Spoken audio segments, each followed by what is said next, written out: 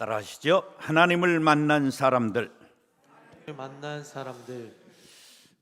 우리나라의 유명한 수필가 몇 명을 꼽으라면 피천득, 이양하, 우리가 이제 자랄 때 고등학교의 국어 교과서에 이양하의 실록 예찬, 나무는 덕을 지녔다 이렇게 시작되는 나무, 아주 유명한 수필이 있었죠.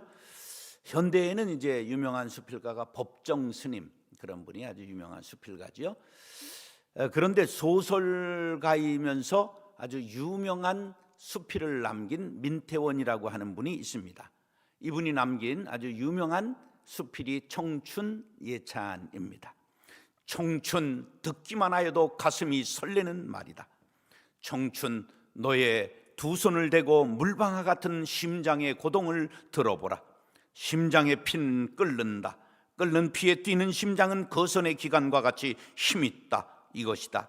인류의 역사를 꾸며 내려온 동력은 이것이다. 이성은 투명하되 얼음과 같으며 지혜는 날카로우나 갑 속에 든 칼이다. 청춘의 끓는 피가 아니더면 인간이 얼마나 쓸쓸하랴. 이렇게 시작되는 명수필이 우리 고등학교 교과서에 나왔죠. 청춘이라는 말만 들어도 가슴이 설렌다는 작가의 말과 같이 그 이름만 부르기만 해도 가슴이 설레는 성경 말씀이 있으니 그것이 바로 오늘 본문에 이제 시작된 산상수훈입니다. 마태복음 5장, 6장, 7장을 산상수훈이라고 말하는데, 산 위에서 하신 설교, 산 위에서 숫자는 이렇게 들이울 숫자입니다. 천을 들이운다, 그러니까 이렇게 내려주셨다, 그런 뜻이에요. 높은 곳에서 우리에게 설교를 주셨다. 그래서 산상수훈 그렇게 말합니다. 이것이 지금 이제 그 하신 장소가 갈릴리 북쪽 8km 지점에 위치한 하틴산이라고 되어 있고, 그곳에 산상수훈 교회가 아름답게 서 있습니다. 너무 보배로운 말씀이다. 그래서 산상보훈이라고 하기도 합니다.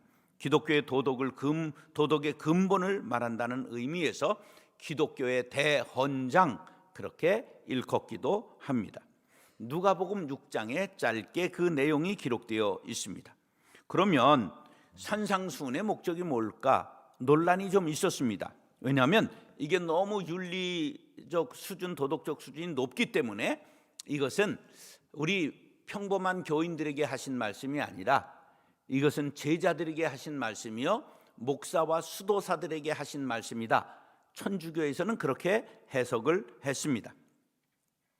그리고 세대주의라고 하는 게 있는데, 세대주의는 뭐냐 하면 성경의 문자적 해석을 고집하고 7시대를 나눴습니다. 세대를 나눴다. 그래서 세대주의라고 그러는데, 무죄시대, 양심시대, 인류통치시대, 약속시대, 율법시대, 율법은 구약시대를 말하죠.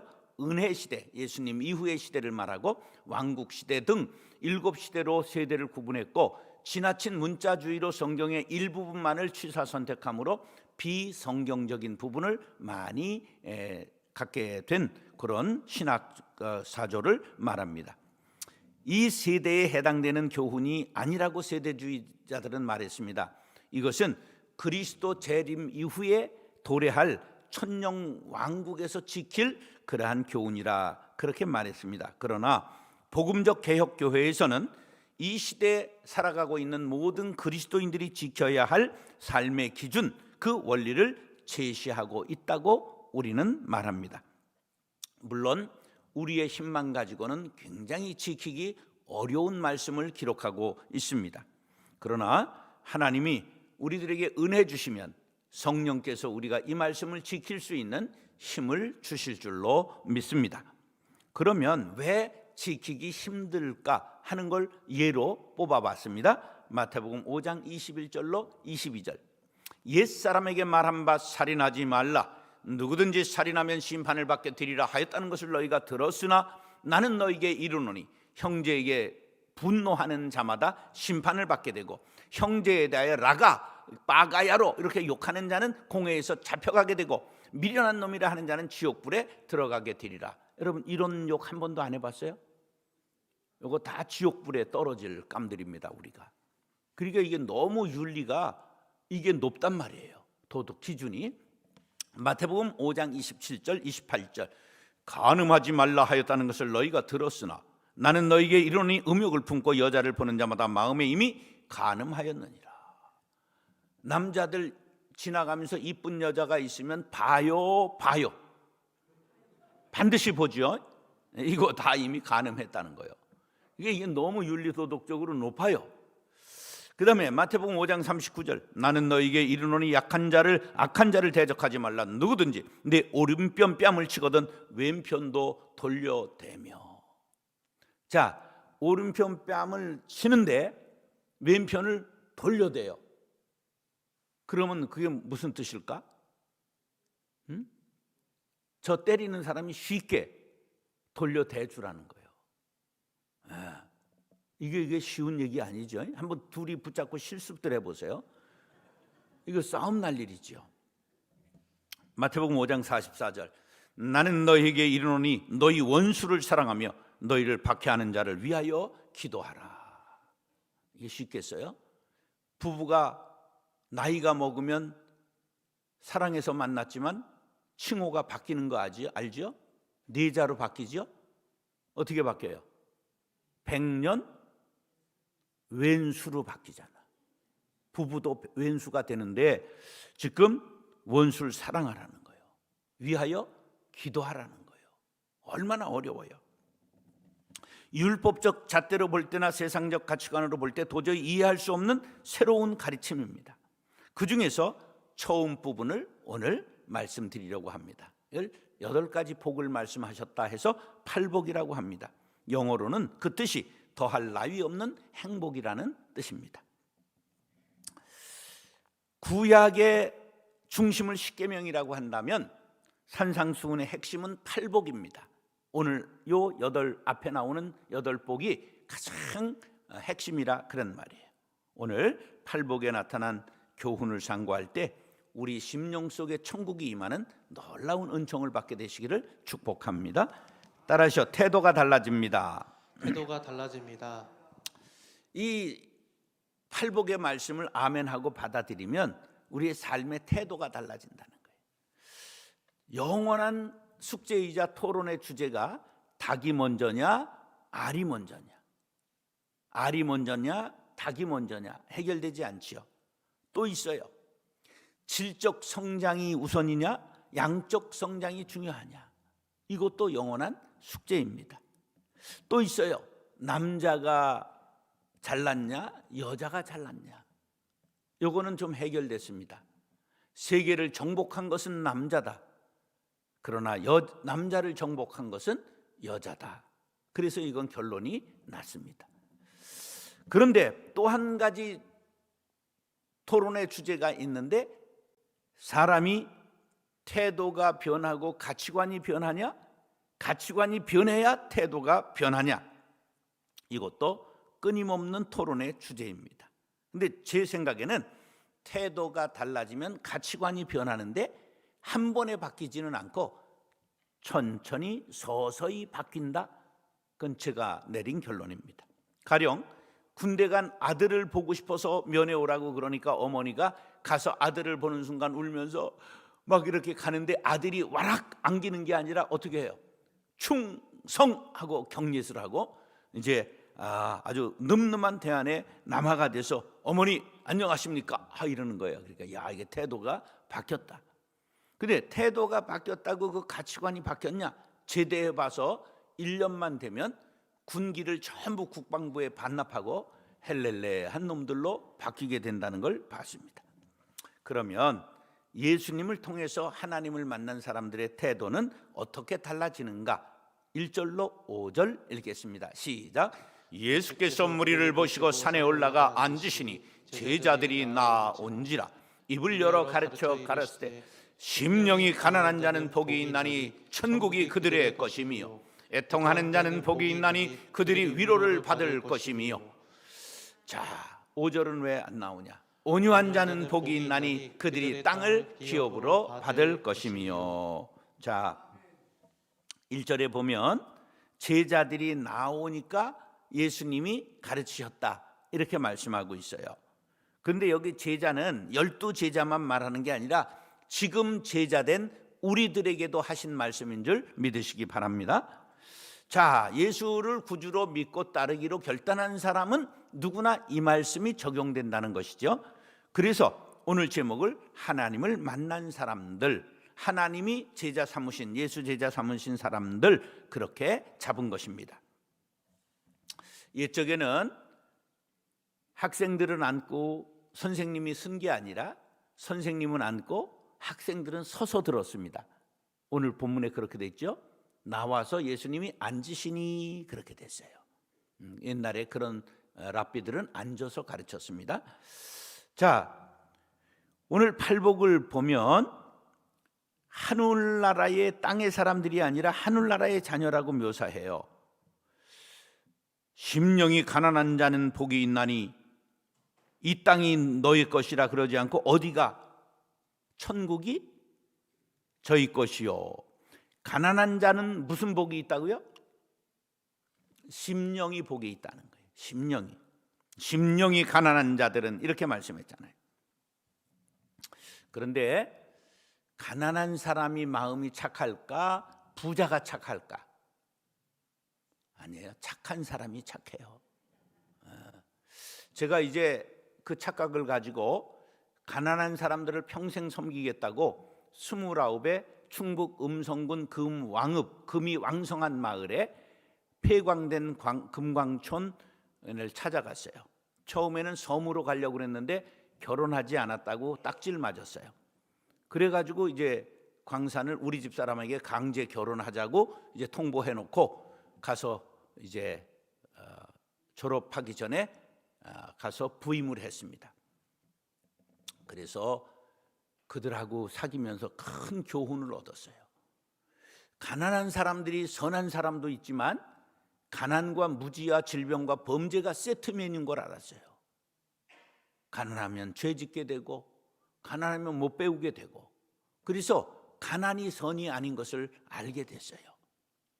그래서 이제 심령이 가난한 자가 복이 있다고 성경이 그런 거예요. 가난한 자가 복이 있는 게 아니라 심령이 가난한 자, 이건 뭐냐면 심령이, 마음이 겸손한 자는 복이 있나니, 그런 뜻이에요. 자, 하나님을 만나면 마음이 겸손해질 수밖에 없습니다. 마음이 가난해질 수밖에 없어요. 하나님이 우리에게 빛으로, 강렬한 빛으로 나타나면 살기 등등하던 사도 바울이 거꾸로지고 완전히 변하여 사울이 바울 되는 거거든요. 자, 여기 지금 먼지가 떠돌아다니는 게 보여요? 안 보여요?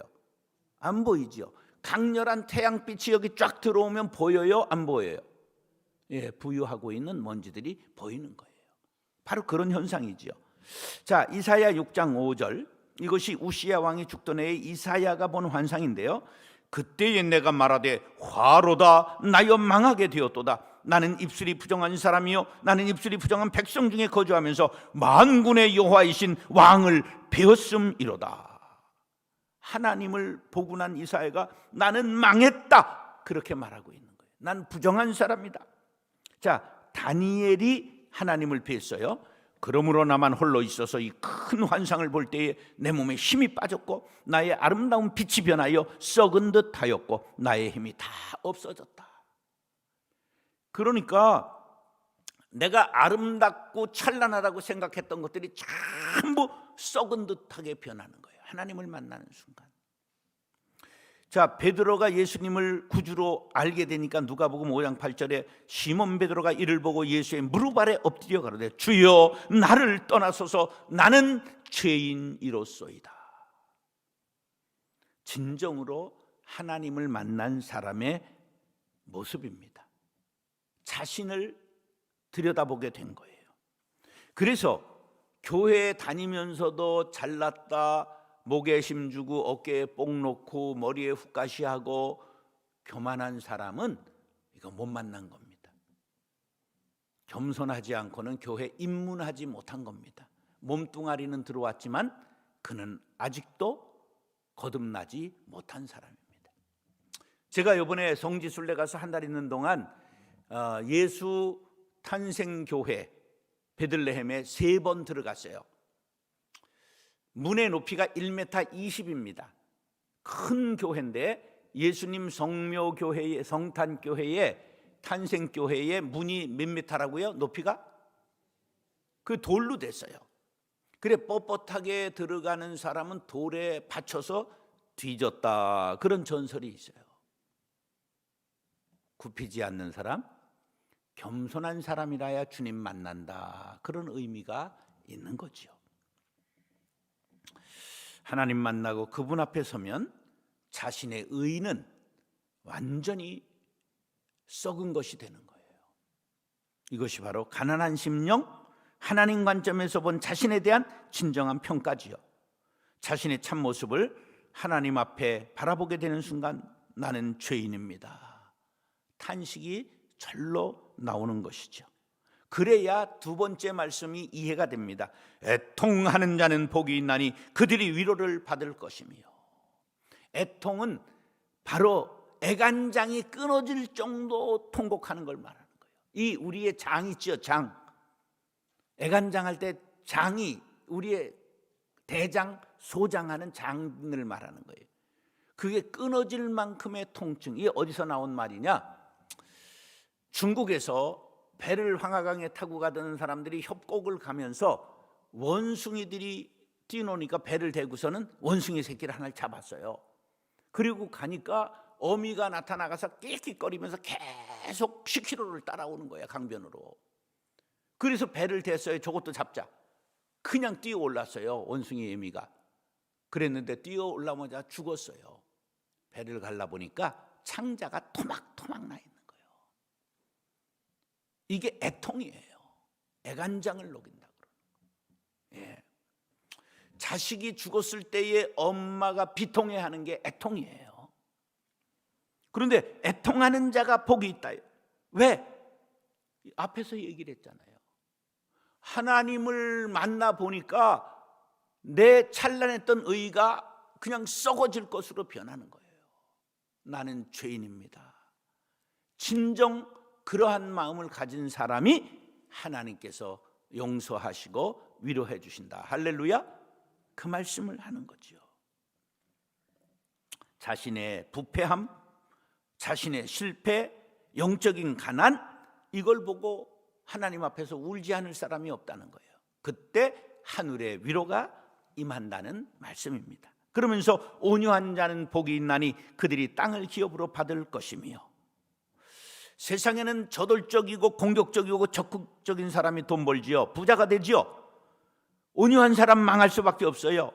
그런데 여기에 온유라고 하는 것은 인간관계만 말하는 게 아니라 하나님과의 관계 속에서 순종을 배운 사람, 하나님의 말씀이 서라 하면 서고 가라 하면 가는 사람, 성질이 온화하고 부드럽다, 이건 사전적 뜻이에요. 그런데 히브리어 아나우는 하나님에 대한 인간의 태도까지를 포함했어요. 그런데 민수기 12장 3절에 보면 이 사람 모세는 온유함이 지면의 모든 사람보다 더하더라. 모세가 온유해요, 강팍해요. 주먹 한 대에 사람을 때려 죽인 사람이에요. 혈기도 10단. 그런데 온유한 게 세상 사람들 중에 제일이라는 거예요. 왜 그래요? 이가 하나님의 말씀이라 하면 그 앞에서 언제나 순종했다는 거예요. 그래서 온유의 다른 뜻은 길들여진 야생마라는 뜻입니다.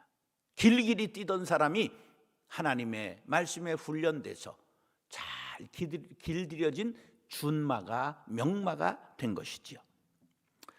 우리도 언제나 하나님을 만난 사람, 신을 체험한 사람들은 믿음의 태도가 달라지는 것입니다. 그들이 받을 땅은 이 땅이 아니라 영원한 하늘나라인 줄 믿으시기 바랍니다. 마태복음 25장 34절에 보면 내 아버지께 복을 받은 자들이여 나와 창세로부터 너희를 위하여 예비된 나라를 상속하라. 이 땅의 왕대라는 거 아닙니다. 하늘에 우리의 보좌 우편에 우리의 자리가 놓여 있는 줄 믿으시기 바랍니다. 사랑하는 형제 자매 여러분, 하나님을 만났습니까? 삶의 태도가 달라졌습니까? 심령이 가난하여 천국을 소유하고 죄에 대하여는 애통하며 하나님의 위로를 받고 하나님께 대하여 온유함으로 하늘의 기업을 받게 되시기를 축복합니다. 따라하시죠. 가치관이 달라집니다. 가치관이 달라집니다. 자, 첫 번째는 태도가 달라졌어요.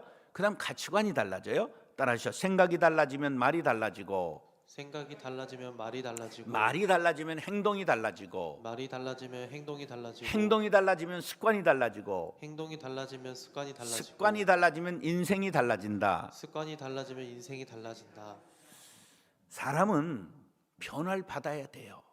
그런데 좋은 쪽으로 변화돼야 됩니다. 옛적에 우리 교회가 1박 2일 내적 치유 수양회를 갔는데 여러 교회가 모였어요.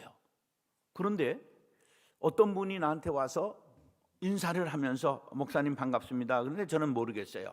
어떻게 아시죠? 그랬더니 자기 남편 이야기를 하는데 목회를 잘하다가 일찍 돌아가신 우리 1년 후배 목사님이었어요. 아유, 그러시냐고.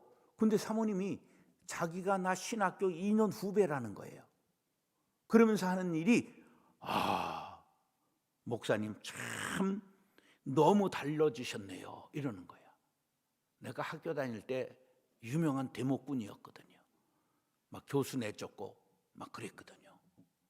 근데 그때 생각하면서 너무 달라졌다는 거예요. 이렇게 달라질 수 있냐고 자꾸만 그런 얘기를 해가지고 우리 교인들이 옆에 있어서 이거 더 있다가 큰일 나겠다 그래서 도망갔어요. 그런데 좋은 쪽으로 변화되었기에 망정이지 나쁜 쪽으로 변화되면 안 되는 거죠. 6절로 8절 시작. 의에 줄이고 목마른 자는 복이 있나니 그들이 배부를 것이며 긍휼히 여기는 자는 복이 있나니 그들이 긍휼히 여김을 받을 것이며 마음이 청결한 자는 복이 있나니 그들이 하나님을 볼 것이며. 의에 줄이고 목마른 자라는 말은 가치관이 달라졌다 그런 말이에요. 대부분은 양식에 줄이고 음료에 목말라 하지요. 더 나아가 사랑에 굶주린 사람들이 있습니다. 그러나 의에 줄이고 목마른 사람은 그다지 많지 않습니다. 에릭 프롬은 소유냐 삶이냐라는 책에서 두 가지 인간 유형을 말하되 소유형 인간과 존재형 인간이 있다고 말했습니다. 삶의 의미와 목적을 소유하는 데 두는 사람, 이건 소유형 인간. 존재형 인간은 삶의 의미와 목적을 존재 의미에 두는 사람인데 교회도 마찬가지예요. 교회를 키우기만 하고 쌓기만 하고 나눠주지 않고 선교하지 않고 자기 왕국을 세우는 것은 소유형 교회입니다. 여러분의 교회가 존재형 교회가 되기를 원하시면 아멘. 하나님이 원하시는 교회를 지향하는 것이 존재형 교회예요. 우리도 어렵지만 장악하고 우리도 어렵지만 선교하고 우리도 어렵지만 내가 참고 손 내밀고 용서하고 사랑하는 공동체, 이것이 존재형 교회인 줄로 믿습니다. 의에 줄이고 목마른 사람, 남을 긍휼히 여길 줄 아는 사람, 마음이 청결할 줄 아는 사람, 이런 사람들을 존재형 인간이라고 할 수 있습니다. 삶의 의미와 목적을 하나님의 뜻대로 인간답게 존재하는 데 관심을 두고 살아간다는 말이지요. 물질의 많고 적음이 아니라 삶의 방식과 가치관의 문제입니다. 하늘의 것을 구하는 가치관을 가진 사람입니다. 정의, 공의, 의의 문제에 관심을 갖는 사람을 말합니다. 의의 근원은 여당도 야당도 아닙니다. 의의 근원은 하나님이십니다. 여러분 너무 뉴스 보면서 열받지 마시기 바랍니다. 여러분들이 열받는 까닭은 어느 한쪽에 서 있기 때문에 열받는 것입니다. 아무도 우리들에게 구원이 될 수 없습니다. 오직 우리의 구원은 예수 그리스도밖에 없는 줄 믿으시기 바랍니다. 그냥 열받을 때는 TV를 좀 끊으시고 차라리 트로트를 보시고, 그 열받는 걸 계속 보면서 한쪽 편을 들고 마음 상할 필요가 없어요. 본래 세상의 정치는 그런 거예요. 기도하세요. 하나님, 우리들도 다윗과 같은 지도자가 서게 하여 주옵소서. 우리도 예수로 가치관이 변한 윌버포스와 같은 사람이 되게 하여 주옵소서. 만델라와 같은 화해의 지도자가 일어나게 하여 주옵소서. 100년 개처럼 싸우는 저들에게 내가 마음 뺏기지 않게 하시고 차라리 이명웅한테 마음을 주게 하여 주옵소서. 여러분, 세상에 가치 없는 거예요. 평생 속았잖아요. 그놈이 그놈이다. 내가 그년 그럴 수는 없잖아, 욕하니까. 여러분, 우리 마음을 주님께 두시기 바랍니다. 아멘 하는 사람만 3대가 잘 될지어다. 우리가 하나님을 구하고 사모하면 할수록 참목자 되시는 예수 그리스도께서 생명과 생수로 우리를 충만하게 채워주실 줄로 믿습니다. 요한복음 4장 14절 시작. 내가 주는 물을 마시는 자는 영원히 목마르지 아니하리니 내가 주는 물은 그 속에서 영생하도록 솟아나는 샘물이 되리라. 할렐루야. 하나님께 받은 긍휼을 생각하며 형제에게 긍휼을 베풀고 형제의 허물도 덮고 영혼을 불쌍히 여길 수 있는 주님의 마음 본받게 되기를 바랍니다.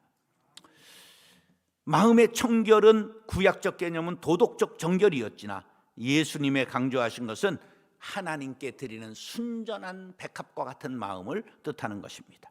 이렇게 하나님을 만난 하나님의 자녀들은 세상적인 가치관을 뛰어넘어 영적인 가치관을 가져야 됩니다. 이에 대하여 사도 바울은 로마서 8장에서 이와 같이 말씀했습니다. 5절 6절 시작. 육신을 따르는 자는 육신의 일을, 영을 따르는 자는 영의 일을 생각하나니 육신의 생각은 사망이요 영의 생각은 생명과 평안이니라. 아멘.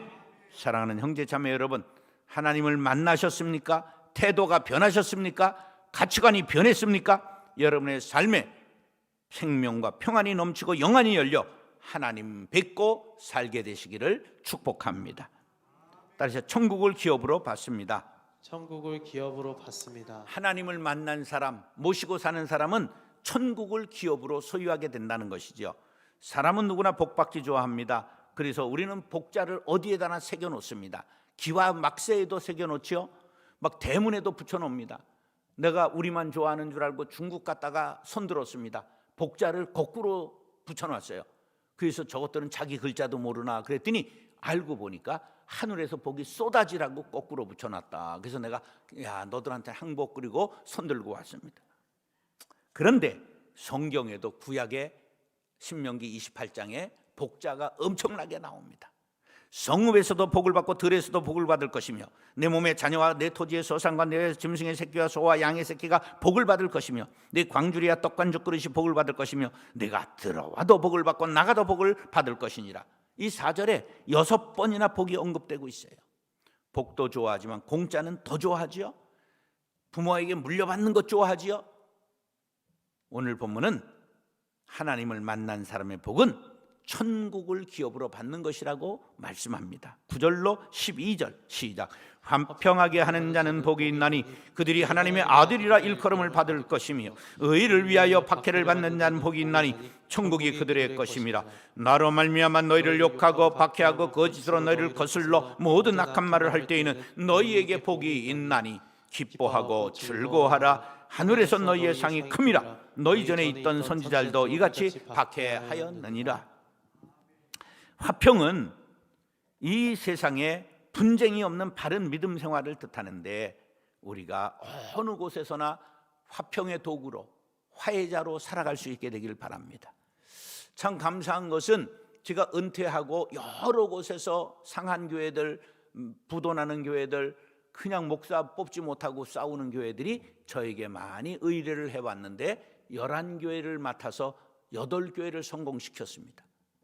요즘은 은퇴하시는 목사님과 교회 장로님들하고 갈등 있는 교회들이 한 10교회 이상 찾아와서 요새 그것을 또 중재하고 화해시키고 목사님 잘 은퇴할 수 있도록 돕는 사역을 또 많이 1년 동안 한 10곳 이상이 찾아왔고 지금 파주 저 깊은 연천 이런 데 있는 목사님들 은퇴는 해야 되는데 갈 곳이 없는 목사님들 그런 분들을 큰 교회와 연결해서 잘 은퇴하시고 갈 집을 마련해 주는 그런 것들을 중개하고 있습니다.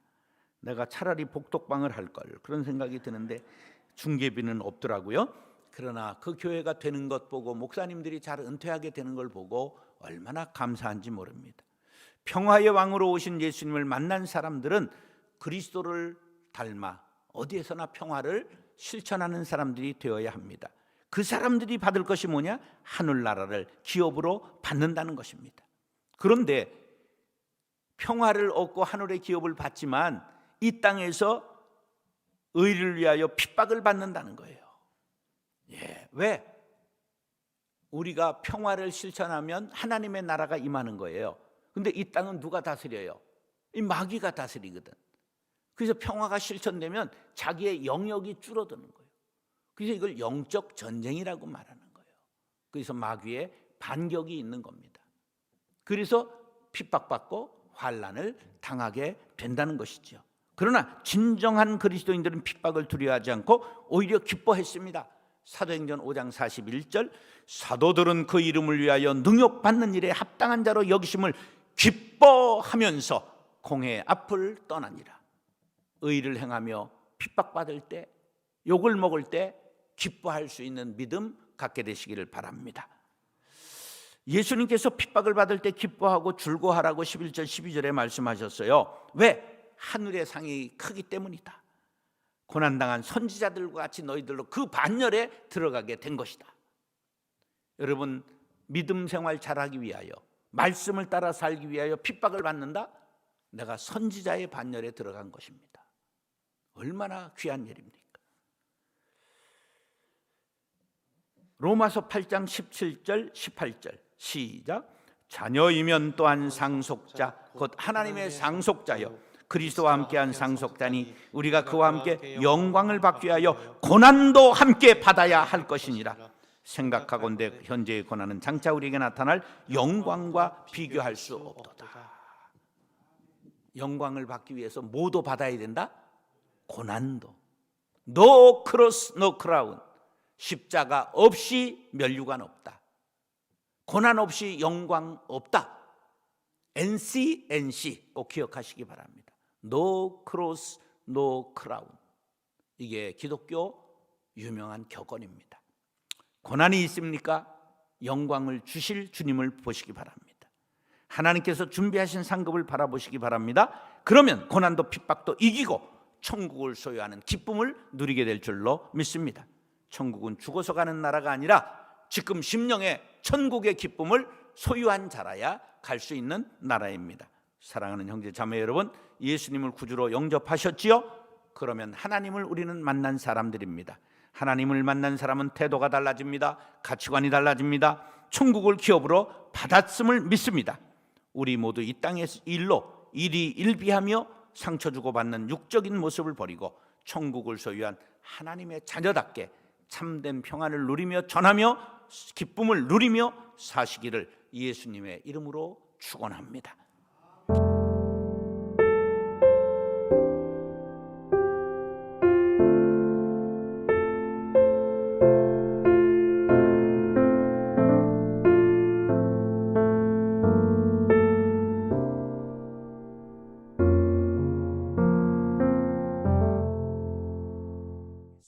사랑하고 존경하는 형제 자매 여러분, 크로스로드 대표 정성진 목사입니다. 이 시대를 여러 가지 말로 표현하고 있지만 한마디로 표현한다면 스마트폰 시대입니다. 폰으로 해결할 일들이 많아졌습니다. 신앙생활도 이에 포함됩니다. 크리스찬들이 복음 앱을 잘 활용하면 감사와 감동이 가득한 은혜의 도구가 되지만 세상적인 앱을 사용하는 시간이 많아질수록 믿음에서 멀어질 수밖에 없습니다. 특히 다음 세대들이 폭력적 게임이나 선정적 영상에 중독되면 영적, 지적, 정서적으로 피폐될 수밖에 없습니다. 청소년을 비롯하여 유아에서 노년까지 온 성도들이 스마트폰을 은혜의 도구로 사용하여 거룩한 사람으로 살아갈 수 있게 만드는 것이 시대적 사명입니다. 크로스로드 복음앱 운동에서 이 사명을 감당하기 위해 복음앱 플랫폼 감바구니를 개발하였습니다. 감바구니에는 자체 개발한 9종의 복음앱과 성경 찬송, 묵상 연구, CCM, 미디어, 어린이, 교회 자료, 자녀 보호 등의 카테고리로 묶은 50여 종의 추천 복음앱이 담겨 있습니다. 각자의 신앙생활에 필요한 복음앱을 선택하여 항상 활용한다면 스마트폰은 은혜의 도구가 되어 경건한 신앙으로 인도할 수 있을 것입니다. 자체 개발 복음 앱은 하루 한 절씩 성경을 암송하고 알람으로 활용하여 말씀으로 하루를 시작할 수 있는 라크마 365와 말씀 묵상과 매일의 기도를 노트로 작성하고 저장하는 기도와 묵상 노트는 모든 성도들에게 말씀이 생명되게 하고 경건한 신앙인으로 세워주는 복음 앱입니다. 다음 세대를 위한 복음 앱으로는 성경 66권의 목록을 노래와 함께 암송할 수 있는 성경 목록 게임, 그림을 맞추며 말씀을 암송할 수 있는 성경 퍼즐 게임, 산상수훈의 성경 게임 팔복, 성령의 9가지 열매를 게임으로 만드는 카르포스, 말씀을 읽고 면류관을 획득하는 성경 면류관 게임, 말씀을 읽고 단어를 연결해가는 성경 십자말 게임, 성경 단어로 핸드폰의 자판을 게임으로 익히는 성경 엄지족 등이 있습니다. 개발된 복음 앱에는 공유 기능이 있습니다. 카톡, 페북, 트윗 등으로 주변의 성도들에게 널리 알려서 스마트폰을 은혜의 도구로 만듭시다. 복음앱 운동에서는 계속해서 유아에서 노년까지 신앙생활에 유익한 복음앱을 개발, 보급할 것입니다. 성도 여러분의 기도와 성원을 바랍니다. 감사합니다.